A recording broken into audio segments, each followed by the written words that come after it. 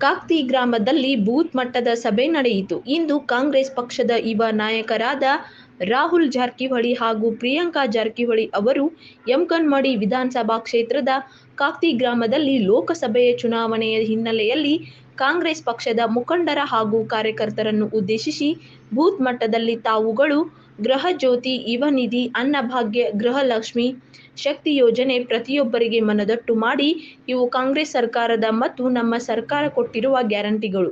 ಕೊಟ್ಟ ಗ್ಯಾರಂಟಿಗಳನ್ನು 6 ತಿಂಗಳಲ್ಲಿ ಸಮರ್ಪಕವಾಗಿ ಜಾರಿಗೆ ತಂದ ನಮ್ಮ ಸರ್ಕಾರ ಸಿದ್ದರಾಮಯ್ಯನವರ ಸರ್ಕಾರ ಎಂದು ತಿಳಿಸಿ ಮತ್ತು ಬಿಜೆಪಿಯವರು ಹೇಳಿರುವ ಸುಳ್ಳಿನ ಸರಮಾಲೆಗಳ ಕುರಿತು ಜನರಿಗೆ ಮುಟ್ಟಿಸಿ ಬೂತ್ ಮಟ್ಟದಲ್ಲಿ ತಾವೆಲ್ಲರೂ ಕಾಂಗ್ರೆಸ್ ಅಭ್ಯರ್ಥಿಯ ಗೆಲುವಿಗಾಗಿ ಹಿಂದೆ ಕಾರ್ಯೋನ್ಮುಖರಾಗಿ ಶಪಥ ಮಾಡಿ ಕೆಲಸ ಮಾಡಿ ಎಂದರು.